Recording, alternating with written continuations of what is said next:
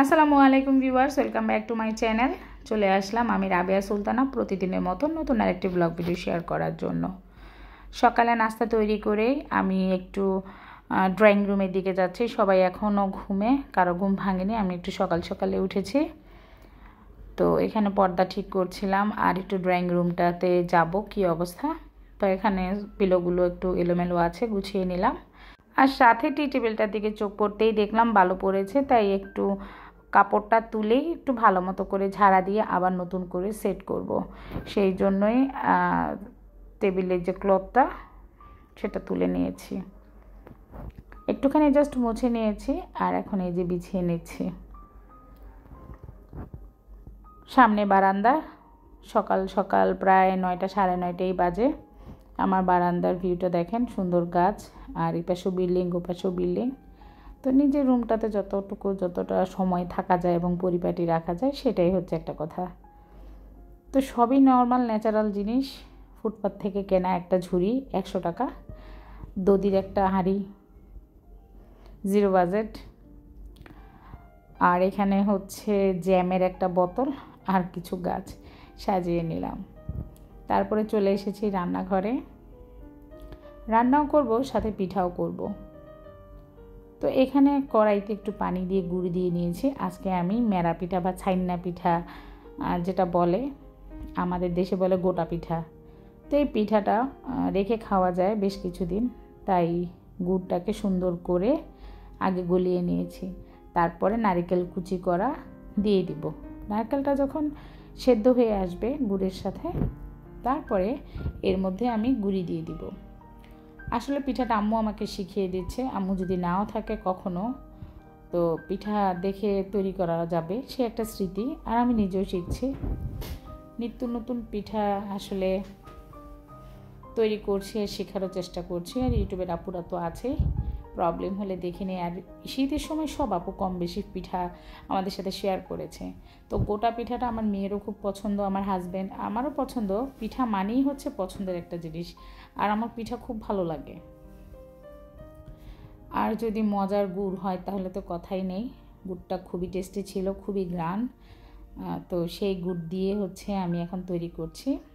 এখানে চালের গুঁড়িটা বারবার দিয়ে নিতে হবে, যেহেতু আমার কাইটা একটু নরম হয়ে গিয়েছে। তো আমি সেই জন্য আবার একটু চালের গুঁড়ি দিয়ে নিচ্ছি, যতক্ষণ পর্যন্ত আর একটু মাখা মাখা না হবে, এবং চুলাটা কিন্তু জ্বালিয়ে রাখতে হবে।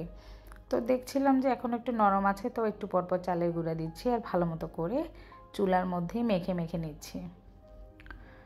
ফাইনালি আমি একটু একটু করে চালের গুঁড়া দিতে দিতে ঠিক হয়ে গিয়েছে। এরপরে নামিয়ে নিব।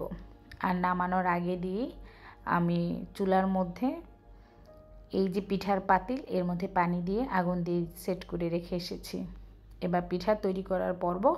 গরম গরম পিঠা তৈরি করতে হবে, এর জন্য ফ্যান ছেড়ে দিয়েছি এবং হাতের মধ্যে সামান্য একটু তেল মেখে সুন্দর করে গোল গোল করে পিঠা তৈরি করে নিচ্ছি। আসলে আমাদের দেশে এই পিঠাকে বলে গোটা পিঠা। আমার নানু খুব মজা করে এই গোটা পিঠা তৈরি করতো। শীতে যখন বাড়ি যেতাম ডিসেম্বর মাসে, অনেক পিঠা তৈরি করতো, প্রায় 100-200 পিঠা। আর এই পিঠাটা নাস্তা হিসেবে দিত সকালে মুড়ির সাথে, কিংবা বিকালে যখন আমরা খেলাধুলা করতাম তখন নানু বলতো খিদা লাগলে তোমরা খেয়ে নাও 1-2টা করে পিঠা নিয়ে। আর এই পিঠাটা 10-12 দিন রাখা যায়। আমার হাজব্যান্ড এই পিঠাটা মুড়ি দিয়ে খুব খেতে পছন্দ করে। উনি বলে যে মুড়ির ভিতর রেখে দিবা, আমি নিয়ে খেয়ে নেব। আসলে সবারই এই পিঠাটা পছন্দ। এটা যেহেতু সংরক্ষণ করা যায়, কিছুদিন রাখা যায়, সেই জন্য এই পিঠাটা ভালো লাগে। আমার মেয়েরও খুব পছন্দ এই পিঠা। তো আম্মু হেল্প করছে, আম্মু তৈরি করছে, আমিও তৈরি করছি তাড়াহুড়া করে। এখানে ক্যামেরাম্যান হচ্ছে আমার তৌফিক। ও এত নাড়াচ্ছে ক্যামেরাটা যে ভিডিওটা স্থিরভাবে হচ্ছিল না। যাই হোক, বাচ্চা মানুষ যতটুকু করেছে। তো এদিকে পিঠা কিন্তু আমরা 1-2টা করে বানিয়ে রেখে দিচ্ছি। আর এই যে আম্মু তার স্টাইলে একটা বড় ভাতের পাতিল নিয়েছে, তার মধ্যে তেল মাখিয়ে নিয়ে এর মধ্যে পিঠাগুলো দিয়ে দিয়েছে। এরপর একটা নেটের ব্যাগ দিতে বলল, আমি দিলাম। সেই নেটের ব্যাগটা বসিয়ে ভালো মতো করে গিট দিয়ে আটকিয়ে দিল। তো আমার কাছে খুব হাসি আসলো। আমি তো ভাবলাম যে হয়তো রাইস কুকারে করবে, বললো না আমরা এভাবেই তৈরি করি। তারপরে সেই সেট করা পানির পাতিলের মধ্যে উপর করে এভাবে বসিয়ে দিল, দিয়ে তারপরে সিলগালার মতো ময়দা দিয়ে বসিয়ে দিবে। তো আমার কাছে সকালে রুটি ছিল করা, মানে সেই একটু ডো আসিল, আমি বললাম ঠিক আছে নিয়ে নাও, ওটা দিয়ে বসিয়ে দাও। তো আম্মু আবার একটু টিপ দিয়ে ফাঁকাগুলো বন্ধ করে দিয়েছে। তো মা রেখে চলে গিয়েছে, আমাকে বলেছে তুমি কিন্তু দেখো, যখন দেখবে খুব সুন্দর একটা মিষ্টি মিষ্টি গ্রান হয়েছে, তার মানে কিন্তু পিঠাটা হয়ে গিয়েছে, তখন নামিয়ে নিবা। তা আমিও ওয়েট করছিলাম কখন আসলে পিঠা হবে, যেহেতু প্রথম বানাচ্ছি আমি নিজেও জানি না। তো অনেক সময় কিন্তু পিঠা হয়ে গিয়েছে, পরে আমি নামিয়ে ফেলেছি। আম্মু এসেছিল, বললো যে তুমি এখনও নামাও নাই? তা আমি বলি যে না, পরে নামিয়ে দিল।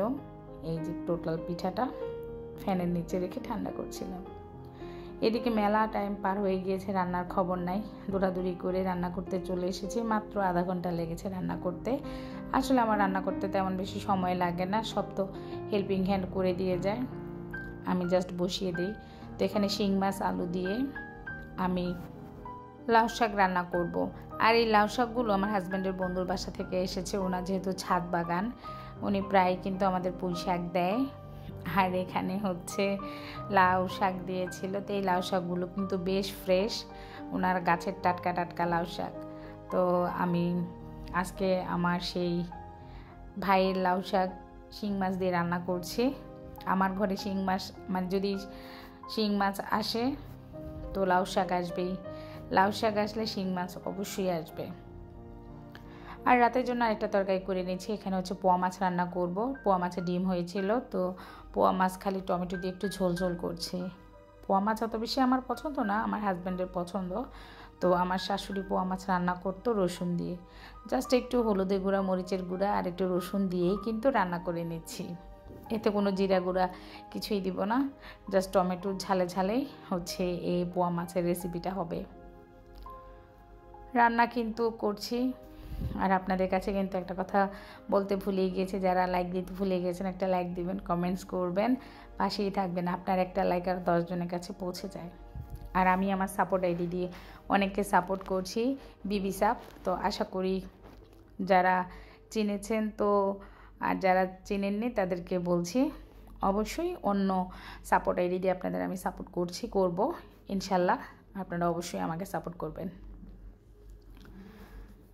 তো এই যে এখন ঝোল দিব, ঝোল দিয়ে মাছ দিয়ে দিব। আর পোয়া মাছে একটু ডিম হয়েছিল, খুবই টেস্টি টেস্টি। কোনো মাছ যদি নগদ এনে কেটে রান্না করা যায় তাহলে কিন্তু সেই মাছটা খেতে দুর্দান্ত লাগে। আমার হাজব্যান্ড যেদিন তরকারি খুব ভালো হয় সেদিন ভাত একটু বেশিই খায়। যদি বলি কেমন হয়েছে, এই তো হয়েছে, চলে, কোনো রকম হয়েছে মোটামুটি, কখনো বলবে না যে খুব স্বাদ হয়েছে। এমনি ভাত একটু বেশিই খায়, সেদিন বলে ভাত একটু বেশিই খেয়ে ফেলছি আজকে, কিন্তু তরকারিটা যে মজা হয়েছে আর ভাত একটু বেশি খেয়েছে সেটা কখনোই স্বীকার করে না। এর নামে বেড়া মানুষ। মজা করলাম। যাই হোক, পোয়া মাছ রান্না করে নিচ্ছি। রান্না কিন্তু প্রায় শেষ, রান্নাটা খুবই মজা হয়েছে। আমি আবার একটু চেখে দেখেছিলাম। আর বিকালে চলে এসেছি ছাদ বাগানে। এই যে দেখেন আমার বেগুন গাছে কি সুন্দর বেগুন, এখনও কেটে আনিনি। অবশ্যই আপনাদের সামনে কেটে এনে রান্না করব, সেটাও সুন্দর করে শেয়ার করবো ইনশাল্লাহ। তো আমার সাথেই থাকবেন, আমাকে ফুল সাপোর্ট করবেন, দোয়া করবেন। আজ এখানেই বিদায় নিচ্ছি, আল্লাহ হাফেজ।